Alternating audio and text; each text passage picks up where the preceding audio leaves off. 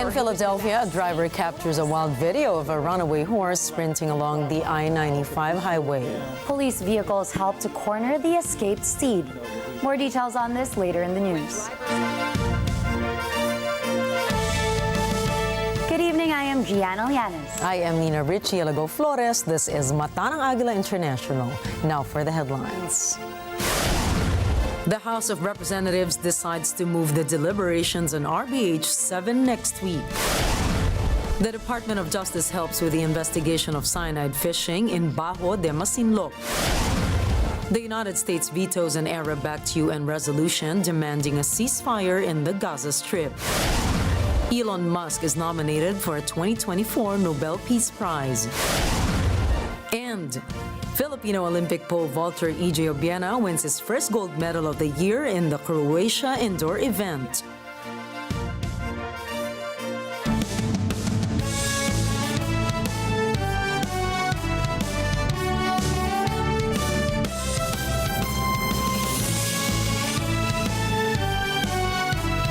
Las Vegas, Nevada. España, Paris, France. United Kingdom, Washington, D.C. London Bureau, Papua New Guinea, in New York, Washington, D.C. Mata ng Agila. Mata ng Agila. Mata ng Agila International. Trusted, connected, on point.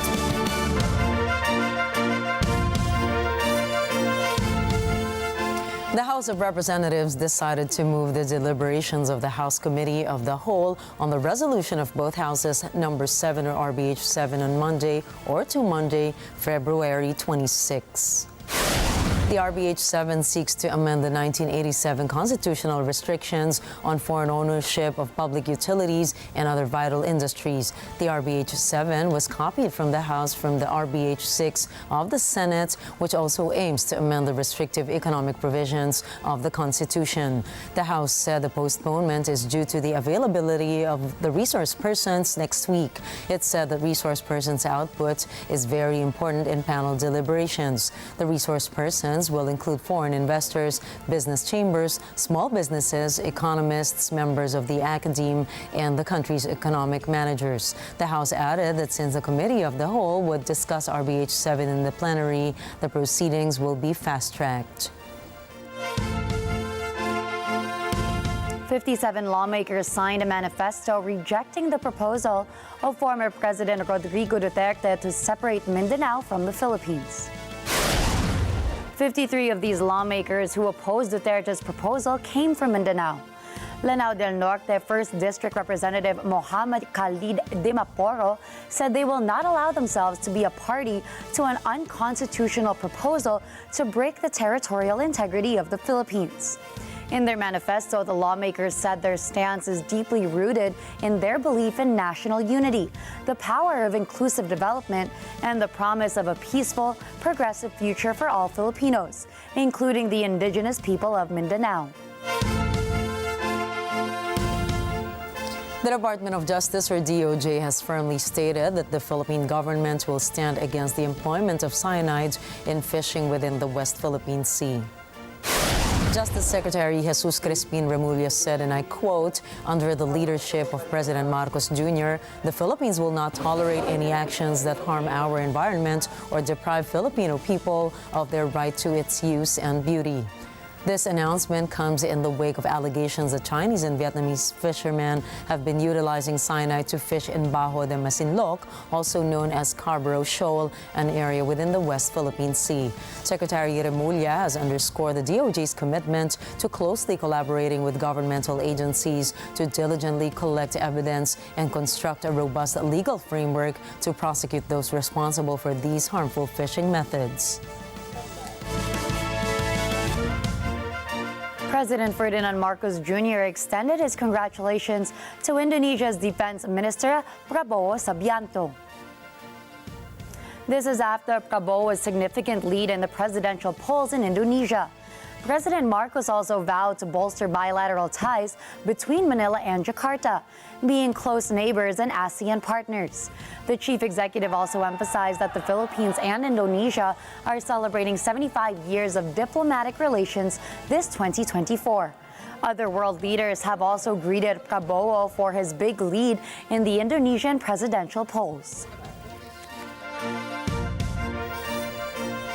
President Ferdinand Marcos Jr. says he wants to relax regulations in transportation network vehicle services and to legalize motorcycle taxis in the country. This is part of the administration's move to improve the country's transportation system. In a Facebook post, Marcos said, and I quote, "We're working with Grab to legalize motorcycle taxis and relax regulations on TNVs." Marcos issued this statement during a courtesy call of the top executives of Grab Holdings Incorporation, a Singapore-based technology app that offers ride-hailing, food, and parcel deliveries. According to him, this move will provide more transport options that will benefit both commuters and drivers. During his meeting with the president, Grab chief Anthony Tan expressed his gratitude for the support Grab is getting from Filipinos. Tan further discussed its plan and recommendations and possible ways to help the government in modernizing the transport system. Currently, there are more than 40,000 drivers registered under Grab, of which 30,000 drivers are operating in Metro Manila. President Ferdinand Marcos Jr. has announced the government's commitment to creating a world-class infrastructure to foster prosperity for investors in the Philippines. This statement was made during the president's inspection of the airport to New Clark City Access Road, underscoring its significance as a key component of the Build Better More initiative.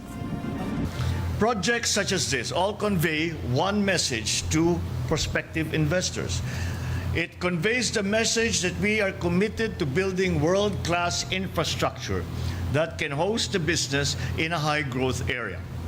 The government is ready to provide adequate infrastructure and facilities to ensure the growth of their future investments.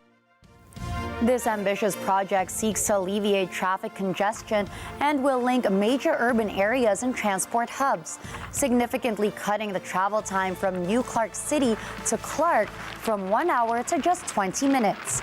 President Marcos further emphasized the government's strategy to position Clark as a pivotal growth hub, capitalizing on its vast potential for diverse economic endeavors and its strategic location at the core of an agricultural powerhouse. In short, the Clark metropolis has what it takes to be a mecca for tourists, a magnet of investments, and a market of goods and services.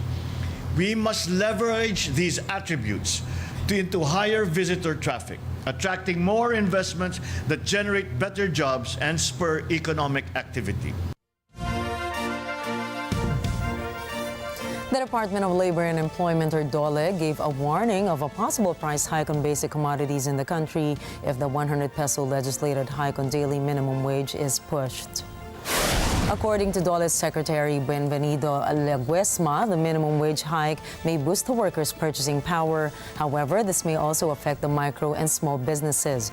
The labor chief noted that the agency is looking for other interventions to help the micro and small businesses if the 100 peso wage hike is ratified. Leguesma expresses concern for the employees who may lose their jobs over the financial impact of the wage hike on employers. Philippine Statistics Authority data showed that the country has estimated 4 million minimum wage earners.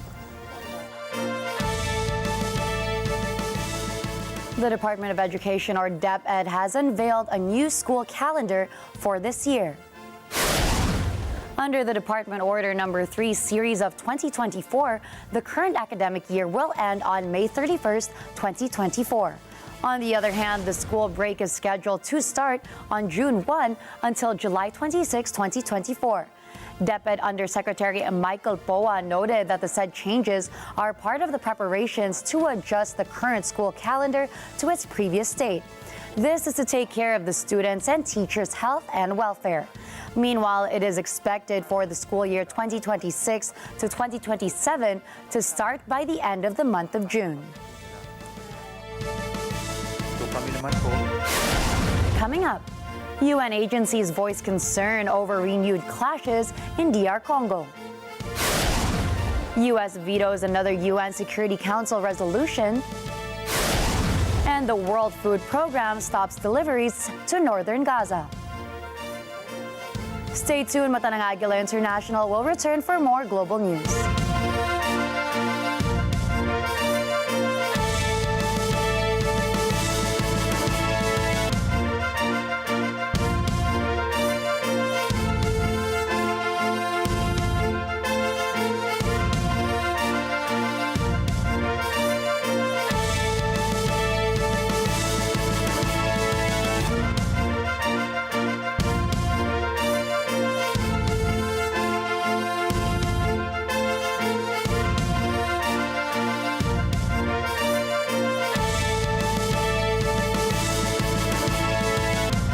This portion is brought to you by 318 Automart.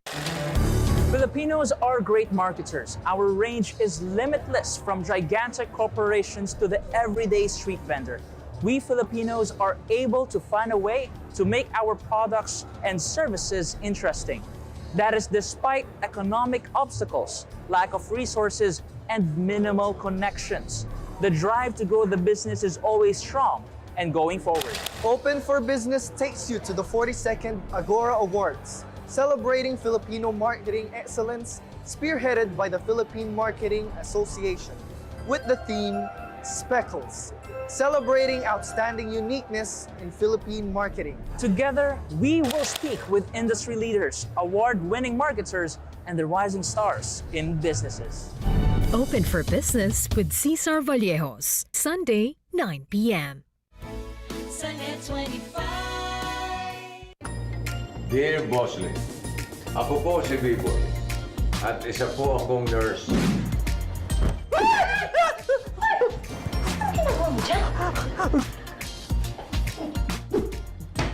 Wala po ako makita! Dok? So, hindi ka takot sa kahit na ano? No.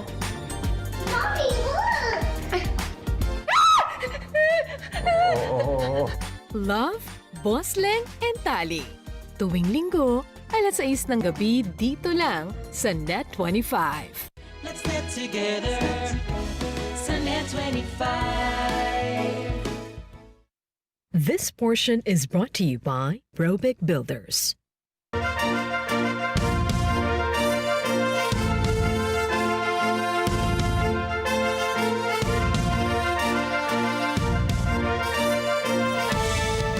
Welcome back to Mata ng Agila International.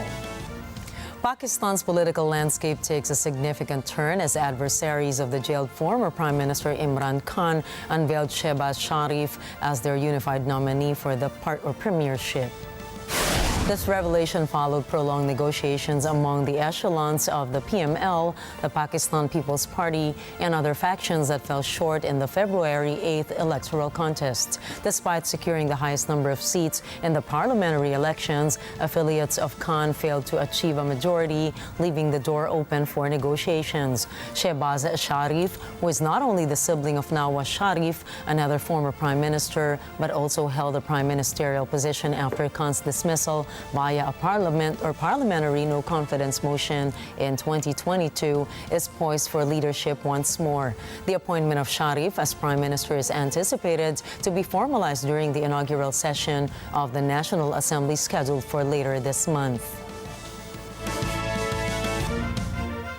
Taiwan has called on China to be rational after a deadly maritime incident between a Chinese boat and the Taiwanese Coast Guard. Last week, 2 Chinese crew members died when a boat capsized near Kinmen. The Taiwan's Coast Guard was in pursuit of them after the Chinese boats were said to enter prohibited waters. Taiwan Premier Chen Xianzhen emphasized that both parties have been aware of the restricted and off-limits sea areas since 1992. Beijing has been assertive to its reunification with Taiwan. This is after China ramped up its military pressure on Taipei by deploying warplanes and naval vessels around the island. Last January, Taiwan elected the Democratic Progressive Party's Lai Ching-te as its president, a candidate Beijing considers to be a separatist. The United States will announce fresh sanctions on Russia on Friday over the death in prison of opposition leader Alexei Navalny. Philip Toledo has more. President Joe Biden says the U.S. will be announcing fresh sanctions against Russia. What I came to tell you was, I told you we'd be announcing sanctions on Russia. We'll have a major package announced on Friday. I'll be happy to sit with you all doing that, okay? Russian President Vladimir Putin's main political opponent, Alexei Navalny, died in his penal colony on Friday. Navalny's team says the 47-year-old was murdered. The U.S. and its allies imposed a slew of sanctions on Russia since its war with Ukraine in February 2022. The European Union summoned Russia's chargé d'affaires over Navalny's death. Meanwhile, Belgium, France, Germany, Italy, and Poland called in Russian ambassadors. Italy's Deputy Prime Minister Matteo Salvini, however, was criticized for saying it was up to Russian doctors and judges to determine the cause of Navalny's death. Philip Toledo for Matanang Agila International, trusted, connected, on point. In DR Congo, the coordinator for the United Nations humanitarian agencies says the humanitarian situation has sadly worsened on various fronts. Pearl Rogacion reports. Coordinator for UN humanitarian agencies in the DR Congo, Bruno Lemarquis, appeals for $2.6 billion to respond to the crisis. This amount includes $1.2 billion to address food insecurity. This as he warns that the humanitarian situation there has sadly worsened on various fronts. So if we don't respond, so many people, so many million people will not get the support they deserve. Me as humanitarian coordinator with my colleagues from OCHA, we will have to make tough choices because we have to choose where do we invest. It's very hard when there are so many needs. Yeah.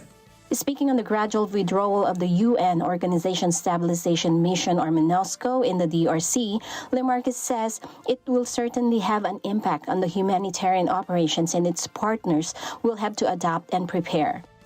MINUSCO has the protection of civilians at the heart of its mandate and has significant logistical and security capabilities. Its gradual departure will certainly have an impact on humanitarian operations, especially in terms of access. It is therefore important for partners to adapt and prepare themselves to operate in a context where MINUSCO will no longer be there. Lemarquis says the crisis in the DRC is one of the most severe, complex, prolonged, protracted, and neglected in the world. He says it has been going on for 30 years. Pearl Rogacion for Matanang Agila International. Trusted, connected, on point. Meanwhile, former Honduran President Juan Orlando Hernandez goes on trial in New York on charges of drug trafficking. Charges include a transfer of 500 tons of cocaine through Honduras to the United States. Estela Dominique tells us more. 55-year-old Juan Orlando Hernandez was extradited to the United States in 2022. The former Honduran president is accused of aiding drug smugglers in return for millions of dollars in bribes. Hernandez appears in Manhattan's Southern District Federal Court during jury selection Tuesday morning. Judge P. Kevin Castle predicts the trial will last 2 to 3 weeks. Outside the courthouse, about 24 Hondurans rally, calling for Hernandez to be sentenced to life in jail. They chant, "Here's your narco president." Two of Hernandez's co-defendants, former Honduran Police Chief Juan Carlos Tiger Bonilla and ex-policeman Mauricio Hernandez, pleaded guilty in recent days to drug trafficking. Their pleas and any cooperation with U.S. authorities will likely pressure Hernandez to cut a deal with prosecutors. If found guilty of the 3 charges against him, Hernandez could effectively spend the rest of his life behind bars. Hernandez is charged with conspiracy to traffic drugs and 2 counts of trafficking and possession of weapons. Hernandez insists he is innocent and a victim of a vendetta. Sala Dominique for Matanang Agila International. Trusted, connected, on point. A Paraguayan court sentences an 87-year-old former policeman to 30 years in jail for brutal torture carried out during the country's military dictatorship. Elise Daniel has the details. Former Paraguayan police officer Eusebio Torres' sentencing comes after an 8-day trial in the capital, Asuncion. Some 20 witnesses testified, giving a rare window into crimes committed during Alfredo Stroessner's rule. Torres was a feared policeman nicknamed the Whip during the 1954 through 1989 rule of strongman Stroessner. Stroessner's rule is South America's longest dictatorship. Judge Manuel Aguirre says Torres led prisoner interrogations and had subjected the plaintiffs, 2 brothers and one of their wives, to all kinds of torture. The plaintiffs burst into scenes of joy at the ruling. Due to Torres' advanced age, however, he will serve his 30-year sentence under house arrest and not in prison. Elise Daniel for Matanang Agila International. Trusted, connected, on point. South Africa is set to conduct its national and provincial elections on May 29th, coinciding with the country's celebration of 3 decades of freedom and democracy. This election, marking the country's 7th democratic vote since apartheid, presents a significant challenge for President Cyril Ramaphosa's African National Congress, or ANC party, which seeks to maintain its parliamentary majority.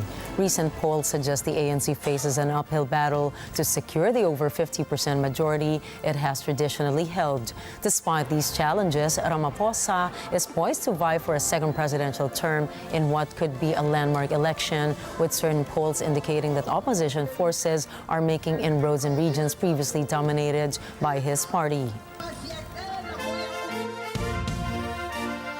The Pentagon says a U.S. drone was downed by apparently a Houthi missile on the same day that the rebels targeted 2 U.S.-owned merchant vessels. Carlo Valdez reports. Deputy Pentagon Press Secretary Sabrina Singh says an American MQ-9 Reaper drone crashes off the coast of Yemen after apparently being struck by a missile fired by Iran-backed Houthi rebels. On February 19th, a U.S. MQ-9 was downed or went down off the coast of Houthi-controlled areas in Yemen, in the Red Sea. Initial indications are that it was shot down by a Houthi surface-to-air missile. In terms of recovery options, I know CENTCOM is looking into that, but I don't believe it has been recovered at this time. This is the second time an MQ-9 was lost near Yemen in recent months. MQ-9s can be used for both surveillance and strikes. U.S. officials confirmed last year that another was downed by the Houthis. Their apparent shootdown comes the same day that the rebels targeted 2 U.S.-owned merchant vessels. This as the rebels continue their multi-month campaign of attacks on shipping in the area. The Houthis claim they shot down an MQ-9 in November 2023. Meanwhile, the U.S. assessed that another was downed by the rebels in 2019. Carlo Valdez from Mata ng Agila International, trusted, connected, on point.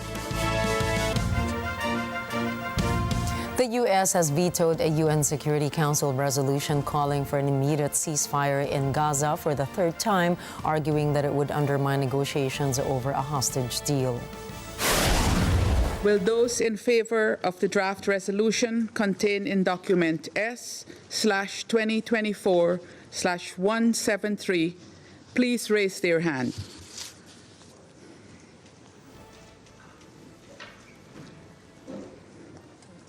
Those against? Abstentions?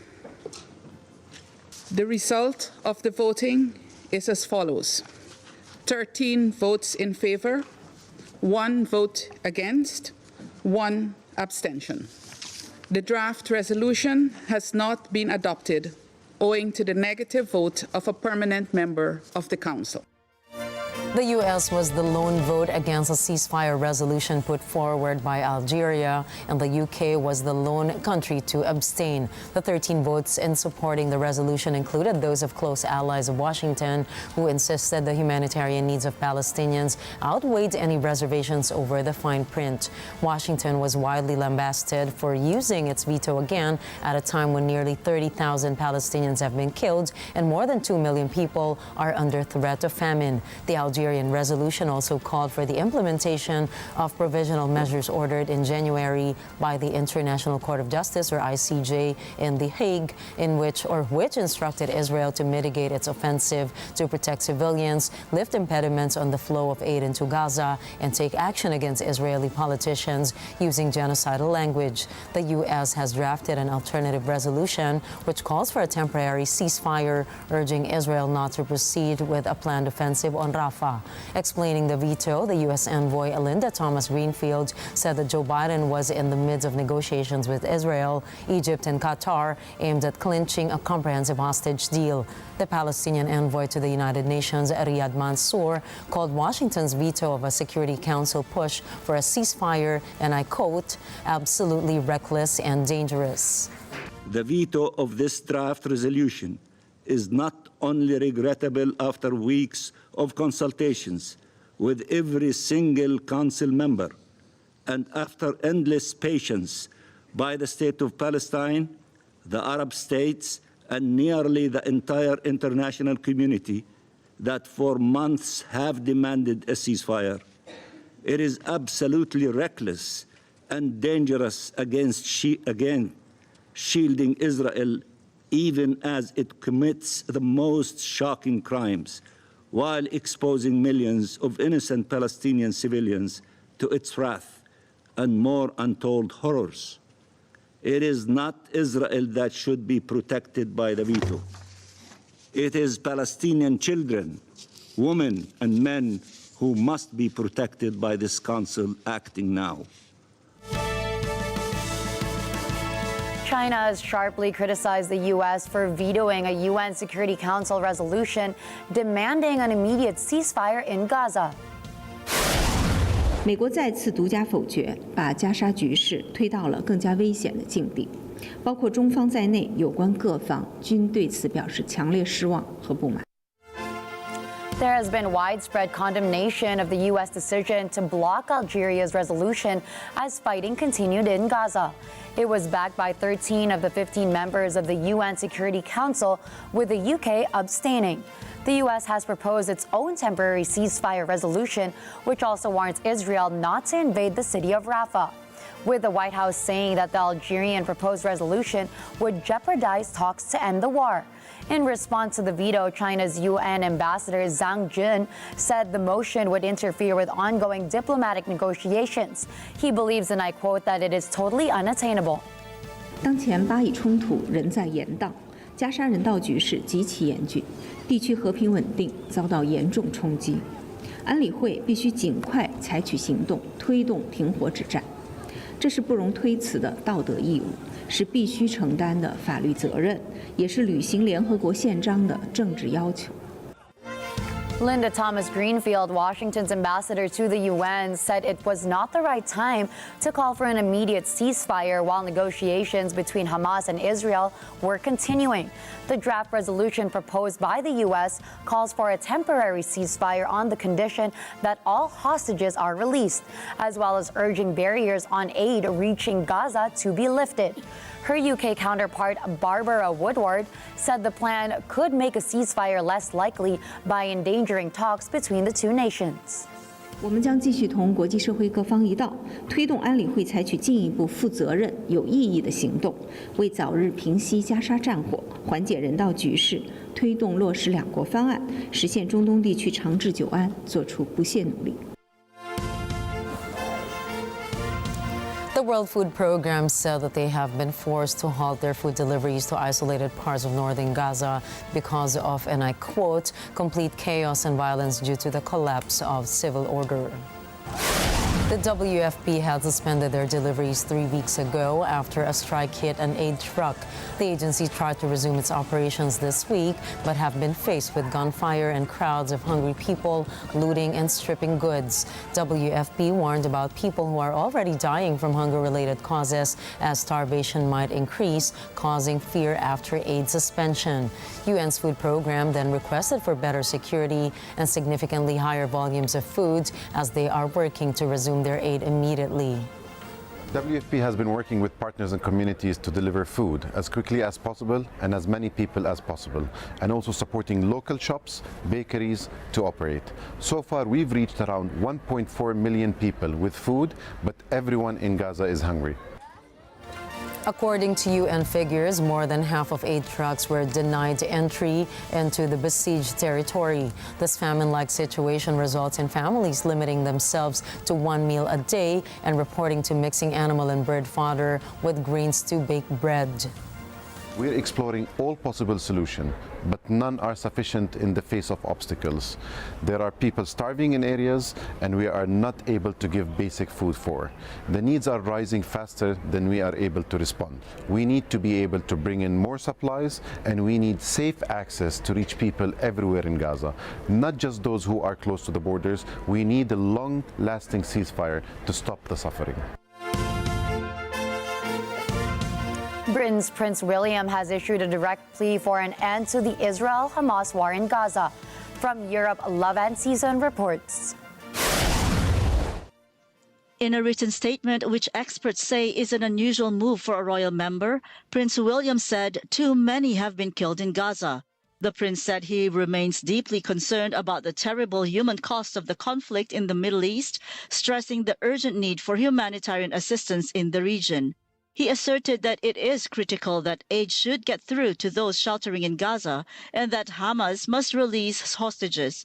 The Kensington Palace said Prince William is the first senior British royal to make an official visit to Israel and occupied Palestinian territory in 2018. And since then, the prince has followed the region closely. Prince William will also carry out a series of engagements to highlight the plight of all those affected by the ongoing Israel-Hamas war. In response to Prince William, Israeli government spokesman Elon Levy said that Israelis want to see an end to the fighting as soon as possible. Levy added that ending the war would be possible once the 134 hostages are released and once the threat of the Hamas army is dismantled. Love and Season from the United Kingdom, for Mata ng Agila International, trusted, connected, on point.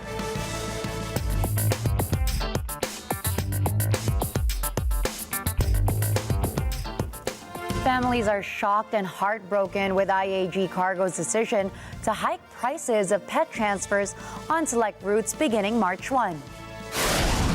A family who is moving back to the United States from the UK has to pay between £5,118 to ship 2 small dogs. But IAG Cargo said the higher prices reflect the complexity of animal travel costs and service. IAG Cargo is a sister company to British Airways, Aer Lingus, and Vueling, but seen as many as the key provider when it comes to transferring their pets and exotic animals. The shipping firm is often used by military personnel to take their pets abroad when their duties are relocated. AstraZeneca's Tagrisso has been approved by the United States Food and Drug Administration, or FDA. AstraZeneca developed Tagrisso for treating adult patients with locally advanced or metastatic EGFR-mutated non-small cell lung cancer. The FDA approval highlights Tagrisso's efficacy as a first-line treatment option, which offers hope for improved outcomes in lung cancer patients. Up next, Bolivians deal with devastation caused by floods. The body Audrey Cunningham found in Trinity River. And Elon Musk has been nominated for Nobel Peace Prize.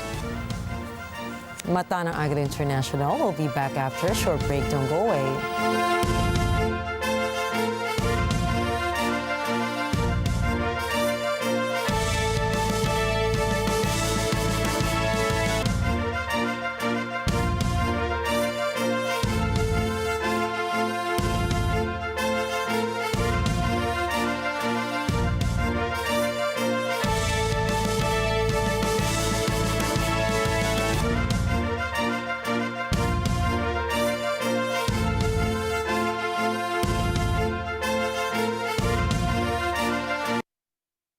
This portion is brought to you by North Luzon Express Terminal. Alam namin ang iyong pagsisikap. Dama namin ang iyong mga sakripisyo. Kita namin ang pagharap mo sa bawat pagsubok. Kaya sa kabila ng mga hamon ng buhay, nandito kami para umalalay. Kasi katulad mo, gusto rin namin ang magandang bukas para sa kanya. Hatid namin ang dekalidad na edukasyon at makabagong pasilidad sa abot kayang halaga. Kaya huwag ka na mangamba, sasamahan ka namin tuparin ang mga pangarap niya.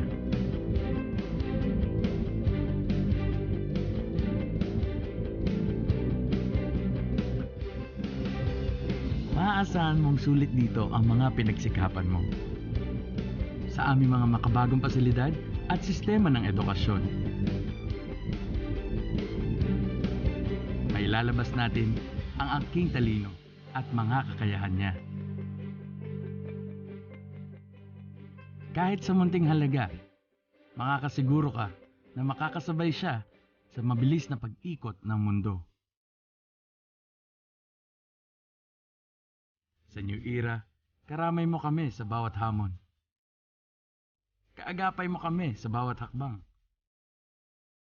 Kasama mo kami sa bawat ngiti at tagumpay.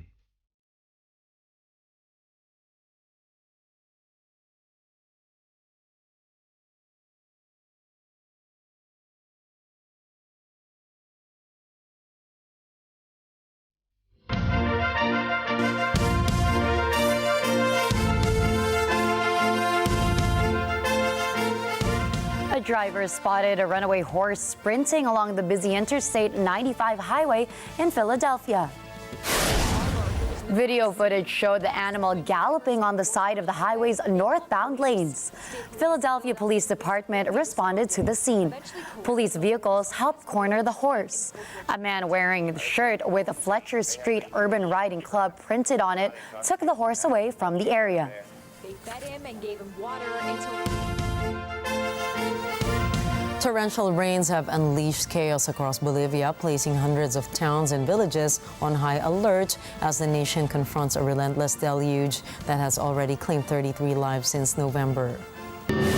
Authorities are on edge, monitoring several dams, bracing for the possibility of overflow, which could exacerbate the already dire situation. Bolivia's Deputy Minister Juan Carlos Calvimontes highlighted the severity of the crisis, noting that out of 340 municipalities, 10 have been escalated to the highest alert level, while 279 are on orange alert, the second highest alert level. Bolivia, while no stranger to extreme weather events, is facing amplified risks due to the impacts of climate change. A warming atmosphere is making extreme rainfall events more frequent and severe, challenging the country's ability to prepare for and respond to these natural disasters. The body of a missing 11-year-old Audrey Cunningham was found in the Trinity River in Texas Tuesday afternoon after she was reported missing on Thursday last week. Officials said Cunningham should have gotten on her school bus on the morning of February 15th, the last day she was seen at her residence, but never arrived at school that day. Attorney Shelley Sitton said at a news conference that Don Stephen McDougal, 42, will be charged with capital murder in connection with the death of Cunningham as one of the persons of interest. Cassie Matthews, Audrey's mother, said that McDougal would babysit the 11-year-old girl while she was staying at her father's home, as McDougal lives in a trailer behind Audrey's residence. Texas Department of Public Safety Spock's Lieutenant Craig Cummings said McDougal was arrested last Friday on unrelated charges of aggravated assault after his failure to cooperate with the disappearance of Audrey. Meanwhile, authorities discovered a small children's backpack at Lake Livingston Dam near the Cunningham's home. Hundreds of Nigerians demonstrate against the soaring cost of living in the south of the country. This following huge protests in the north earlier this month. David Oria has more.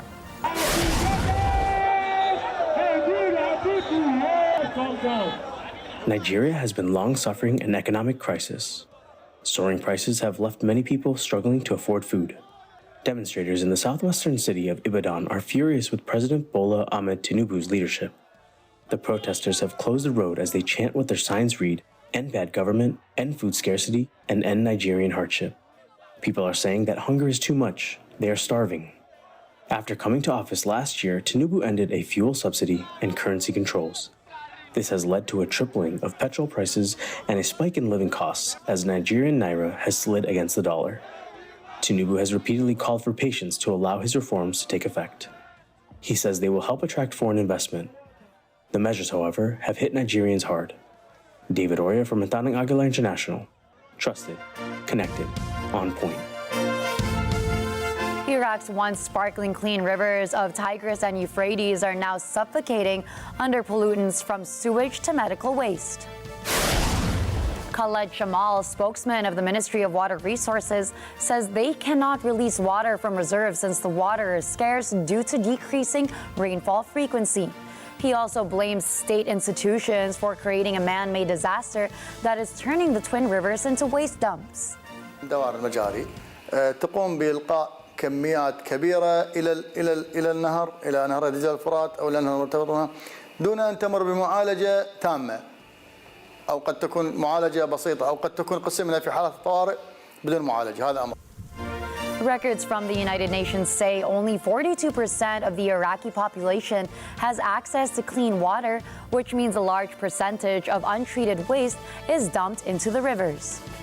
Only 42% of Iraqi population have access to safely managed water. That results in 2/3 of the industrial and household wastewater are discharged untreated into the rivers. That means 6 million cubic meters dumped in the river daily untreated.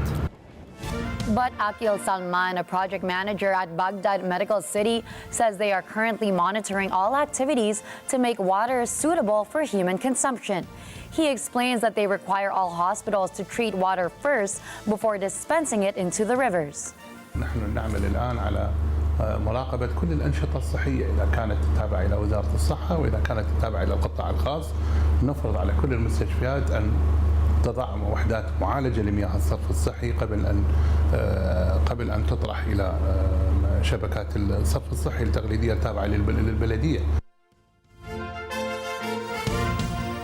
Business tycoon Elon Musk is nominated for this year's Nobel Peace Prize. This is after Norwegian Member of Parliament Marius Nielsen proposed Elon Musk's nomination in the said annual coveted award. Nielsen argued that Musk has achieved feats for his acquisition of Twitter, as well as providing the Ukrainian military with satellite communication. Elon Musk is famous for being the head of the Tesla electric car company and the owner of SpaceX. This October 2024, winners of the Nobel Peace Prize will be announced. This year's nominees include Donald Trump, WikiLeaks founder Julian Assange, UN Chief Antonio Guterres, and other important figures.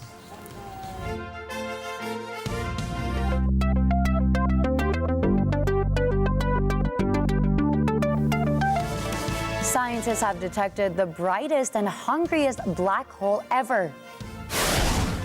Dubbed J05294351, a quasar that is powered by a giant black hole of some 17 billion times the mass of the solar system sun. The object's power was confirmed in observation by the Very Large Telescope in Chile.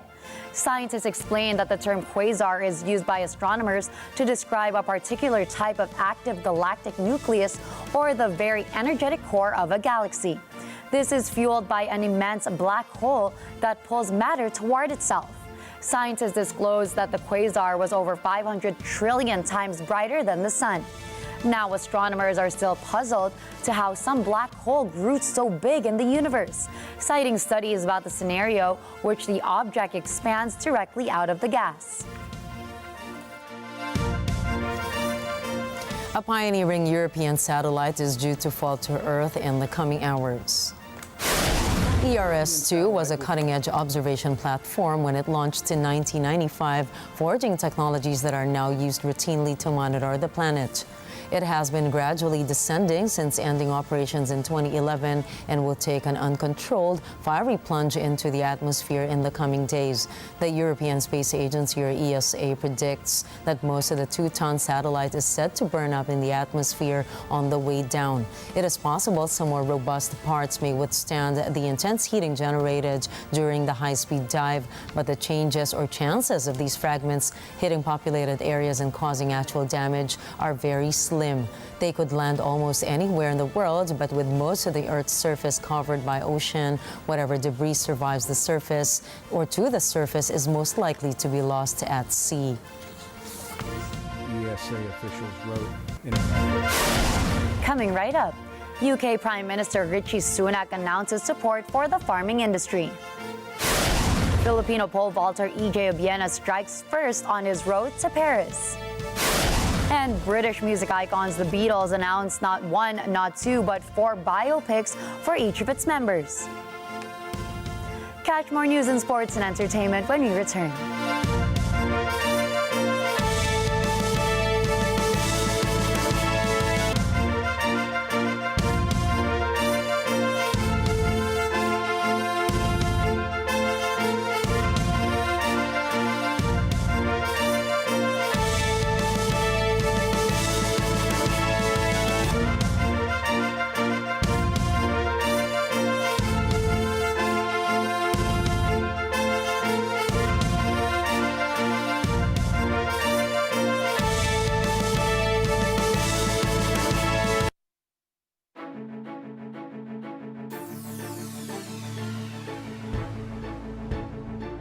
Matapang, mapagkakatuwalaan, may paninindigan.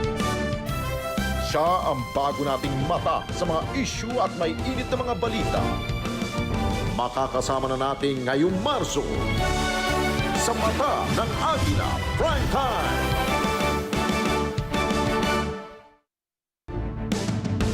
Matatag ang paninindigan. Matapang sa pagresponde. Matapat sa paglilingkod. Patikang tagapagbalita. Mata natin sa balitaan. Alex Santos kasama gabi-gabi sa Mata ng Agila Primetime. Hello everyone, this is Mutia Arquilla and ako makakasama ni Chef Sandy and Tita Patty sa Lutong Daza this Saturday, and we're going to cook protein-packed dishes like steamed tofu, Spanish garlic chicken, tuna salpicao, and Philly cheesesteak sandwich. This Saturday, Lutong Daza, 11 a.m. sa Net 25. Let's get together sa Net 25. Sa Net 25.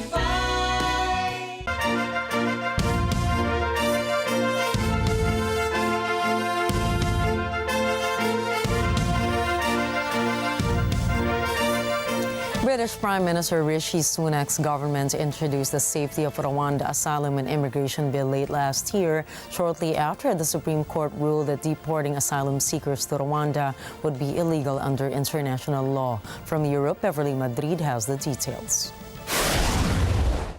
UN Human Rights Chief Volker Turk said on Monday that the new British legislation over its controversial plan to send asylum seekers to Rwanda for processing ran contrary to the basic principles of the rule of law and risked delivering a serious blow to human rights. British Prime Minister Rishi Sunak's government introduced the Rwanda Security, Asylum and Immigration Bill late last year, shortly after the Supreme Court ruled that deporting asylum seekers to Rwanda would be illegal under the international right.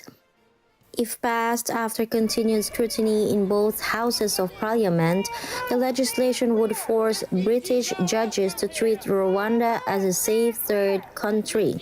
It would also give government ministers powers to ignore sections of British and international human rights law. The United Nations High Commissioner for Human Rights called for the bill to be reconsidered and urged the UK government to take all necessary steps to ensure full compliance with the UK's international legal obligations and to uphold the country's proud history of effective, independent judicial scrutiny.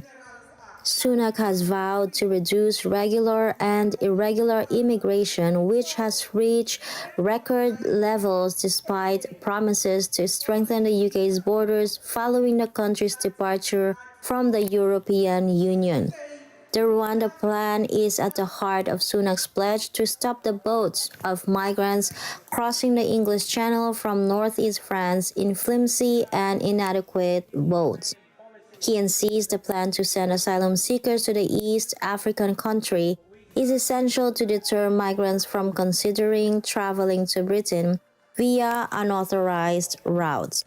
This is Beverly Madrid, UK Bureau for Mata ng Agila International. Trusted, connected, on point. UK Prime Minister Rishi Sunak has announced £220 million at the National Farmers Union Conference, or NFU. The budget will be for new food productivity schemes, farm technology, and automation. Sunak vowed to change the culture in government around farming, targeting to reduce reliance on overseas workers. He also announced plans to cut bureaucracy around permitted development rights to help farmers diversify and develop new businesses, like farm shops, commercial space, and sporting venues. Farmers have been vocal against trade deals undercutting their businesses. They also expressed concern about the floodings that hit the United Kingdom, which could hinder food production. The Prime Minister answered questions from the farmers, saying he is committed to improving food security. He added that the government is working with other countries to allow UK farmers to trade with the EU.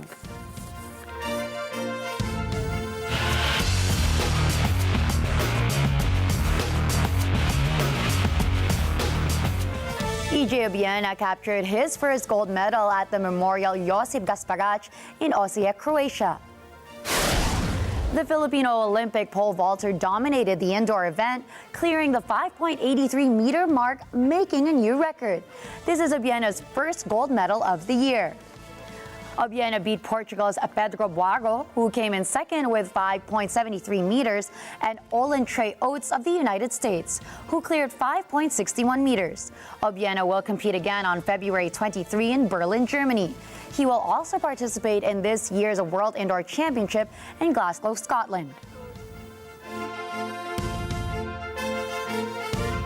Paris Saint-Germain superstar Kylian Mbappe has reportedly agreed to a contract to join Real Madrid once his deal with the French club expires in June.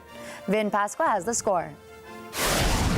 French football phenom Kylian Mbappe has yet to sign the Real Madrid contract, but the deal is expected to guarantee him a payout of at least 15 million euros per season over 5 years, plus a 150 million euro signing bonus.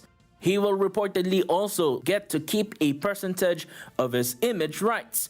The 25-year-old France international has spent the past 7 seasons at PSG, establishing himself as the club's all-time leading scorer with 244 goals across all competitions.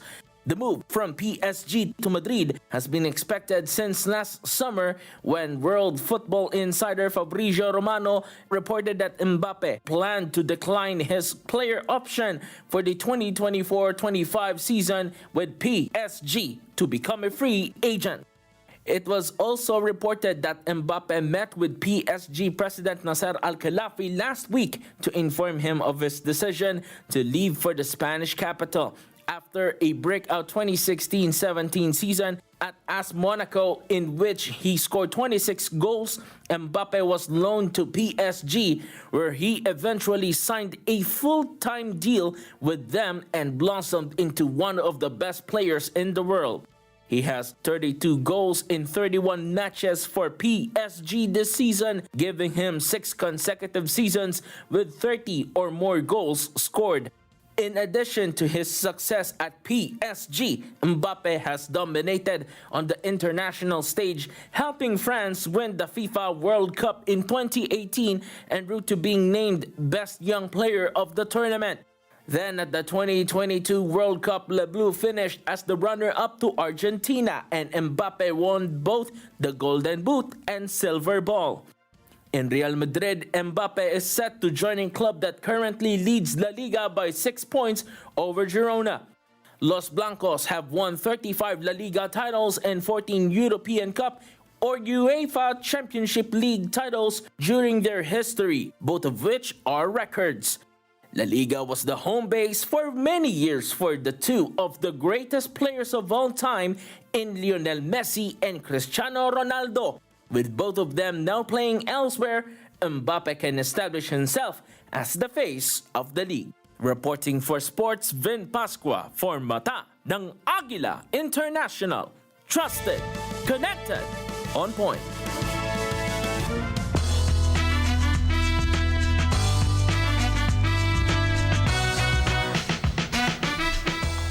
The Beatles are going solo all over again as Paul McCartney, Ringo Starr, George Harrison, and John Lennon will each be the subject of their own solo films. TJ Mendoza has the scoop. Sam Mendes, who is taking a microscopic approach to the usually overarching music biopic narrative, will tell the story of the Beatles from each member's point of view. They are expected to release not just one, but 4 fab biopics that will give each band member, Paul McCartney, John Lennon, George Harrison, and Ringo Starr, their own biopic treatment, all under the treatment of an Oscar-winning filmmaker. Mendes was given full rights to the band's music and their life stories for the unusual quartet of films planned for 2027. Mendes said in a statement, and I quote, "I'm honored to be telling the story of the greatest rock band of all time and excited to challenge the notion of what constitutes a trip to the movies." Sony Pictures announced on Monday a deal that may dwarf all music biopics that have come before it with the stories of each band member. McCartney, Starr, and the families of John Lennon and George Harrison have signed off the project through the band's Apple Corps Limited, Sony Music Publishing, who has the rights to the majority of the band's songs. In the last decade, music biopics have become a big business. Box office hits like Bohemian Rhapsody, Rocketman, and Elvis have sent Hollywood executives chasing the next blockbuster. The 4 films are expected to be completed and ready for theatrical release in 2027. The format of the premiere schedule and the order in which the films will come out has not yet been detailed, though a press release has described the approach as innovative and groundbreaking. PG Mendoza for Mata ng Agila International. Trusted, connected, on point. And as we are halfway through the week, we are sending you off with a quote from American film director Steven Spielberg.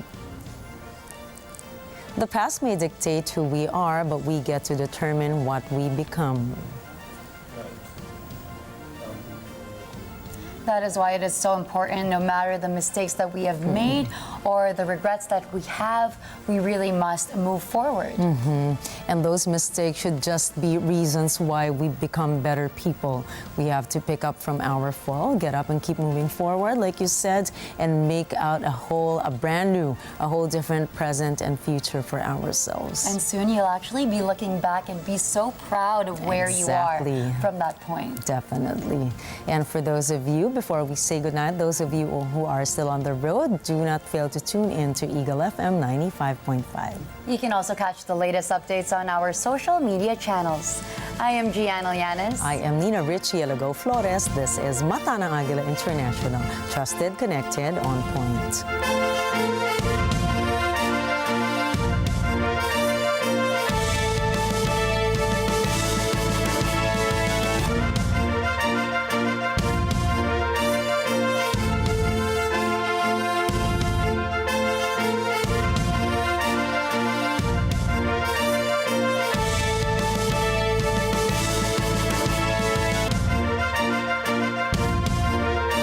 Thank you.